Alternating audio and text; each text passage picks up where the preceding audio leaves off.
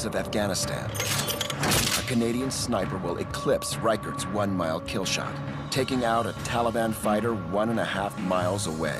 I don't know if they just thought that today was their lucky day, but it wasn't.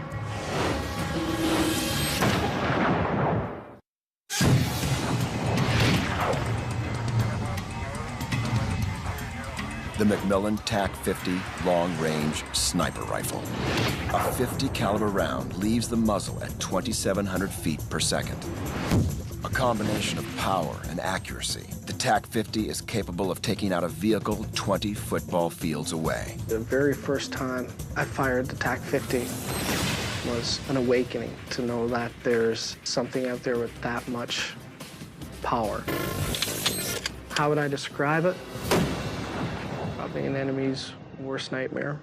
The sniper, Rod Furlong, longest kill shot in history, 1.5 miles. March 2002.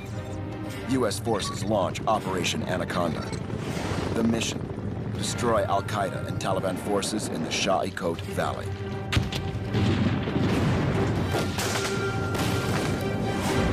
The terrain is rugged and unforgiving, the mountains filled with enemy fighters. Furlong is part of a Canadian sniper team attached to U.S. Special Forces. It's pretty humbling coming into somebody's home turf. Pushing into that valley that day, I'm almost in awe.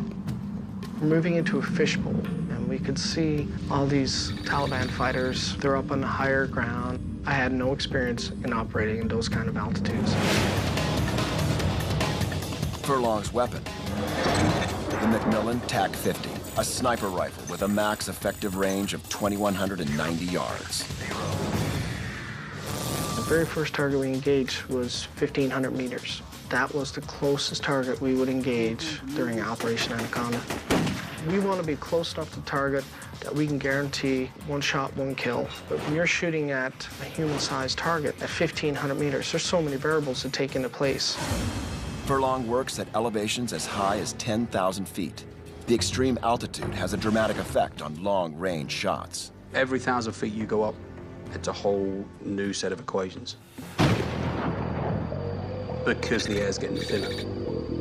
So therefore your muzzle velocities are increasing, your time of flight is actually shorter from the distance further down. This played a huge factor with our hit ratio. Not a lot of one-round hits. Reason being is we're dealing with, at times I remember, at least 3 crosswinds. And you wait for that perfect moment. It's great if I can get the winds to die out, but how many times does 3 crosswinds die out? They don't.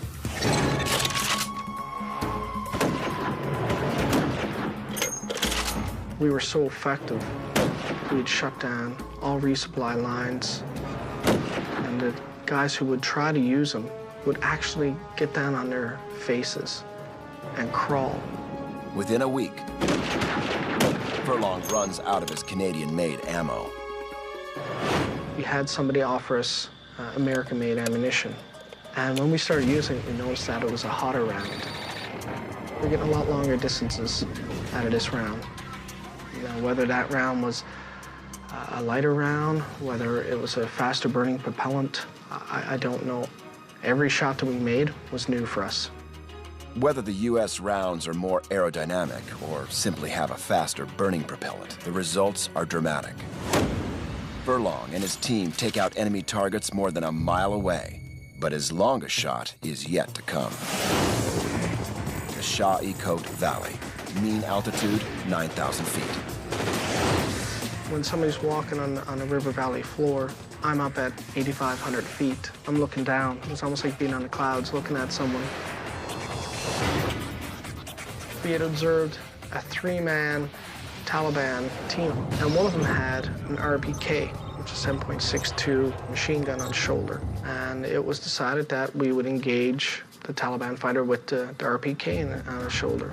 My partner lases the target, gives me the distance. He starts to give me bearing, wind direction. It's everything I'm using to enter in data into my scope, or in this case, what am I going to do to be able to reach that range. You're talking about 1.5 miles distance, and they're looking for a man-sized target on the side of a mountain. Now, that in itself is quite a feat to actually find that guy in the first place. Furlong looks for any way to get more distance on his shot. He resorts to an old sniper trick. It was a very warm day. We had our ammo laid out in the sun.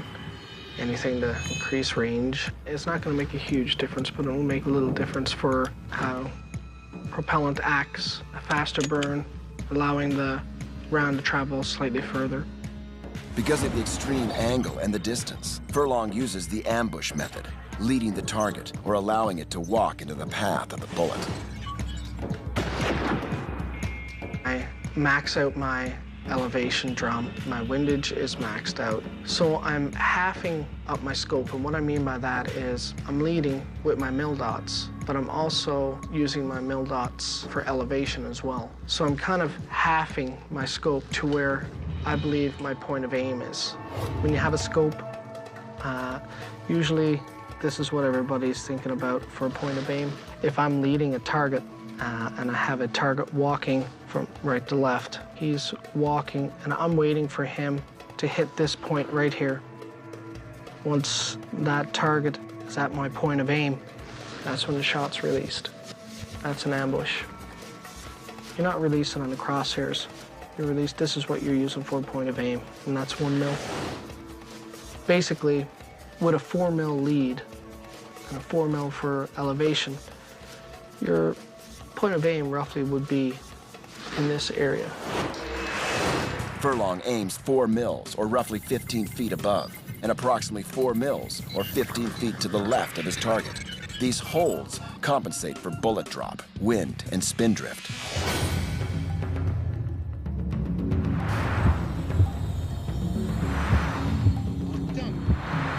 Furlong steadies himself, takes aim, and fires. And for my partner, it's miss. Whatever reason, when dealing with the Taliban, they didn't show a lot of fear. You would shoot at them sometimes and they wouldn't even move. And they knew they were being shot at. Like the splash would hit by their feet or an object next to them. And I don't know if they just thought that today was their lucky day, but it wasn't.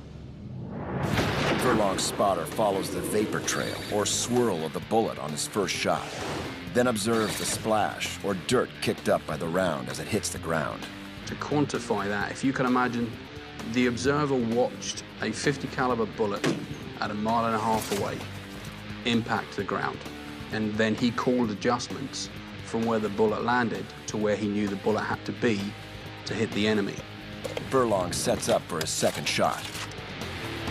They go 3 different directions, not too far, roughly 20 to 30 feet where they scatter, but I can see him.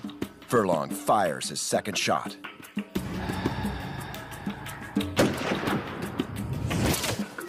He misses, hitting the Taliban soldier's backpack. Between the second and third, there was no correction needed. I knew exactly what had to happen, and I wanted to get that third shot downrange. 1.5 miles separate Furlong and his target. He fires. Furlong's round leaves the rifle at 2,700 feet per second. Time of flight, 4 seconds.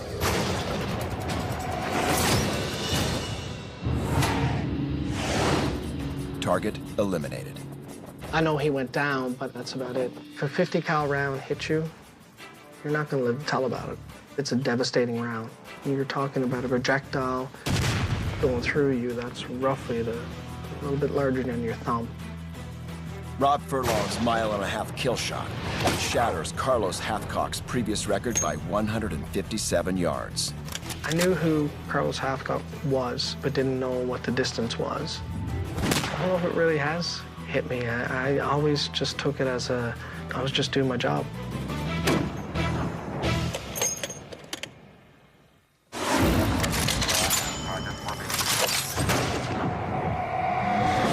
Rob Furlong's record still stands today, but high in the mountains of Arizona, an ex-Navy SEAL tries to duplicate his shot from 1.5 miles. Come on, you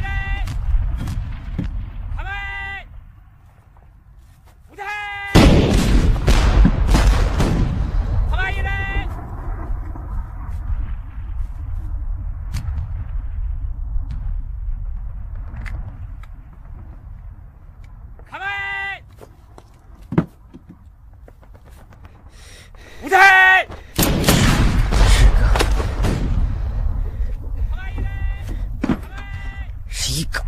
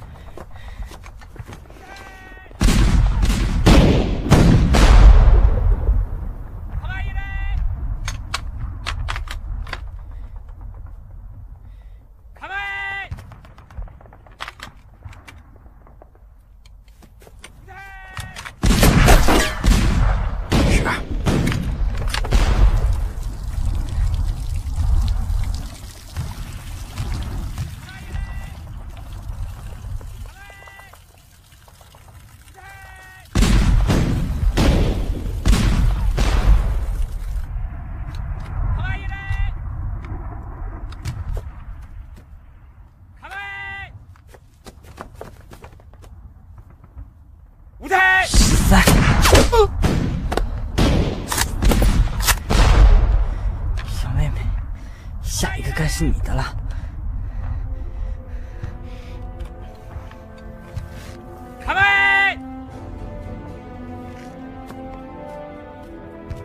お前どうした？どうした？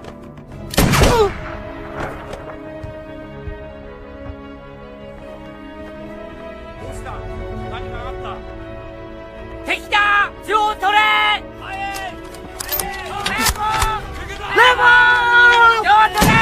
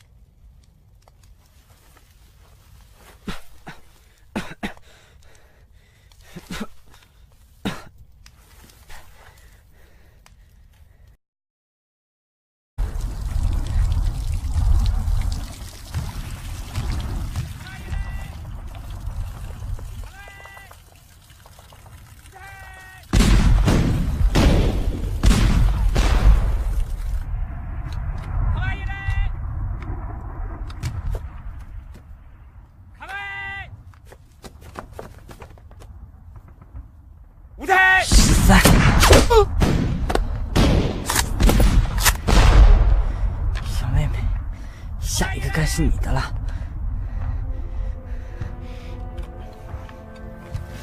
構え。お前どうした？どうした？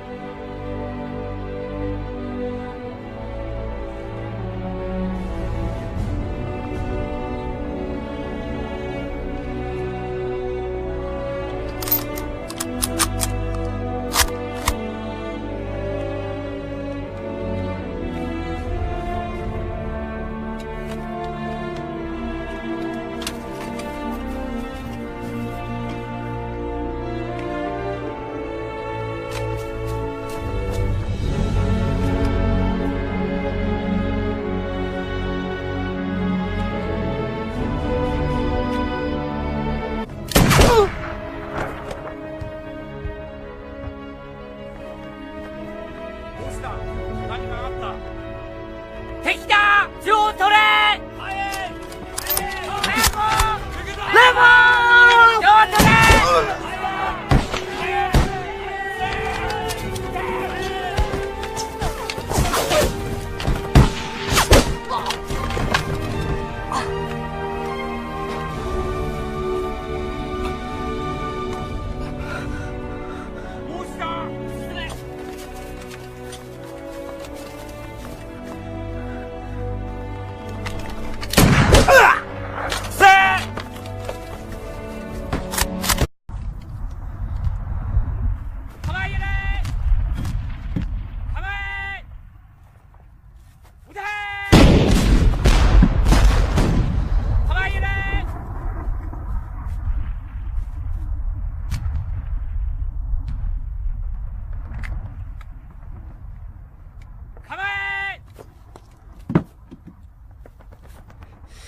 撃て！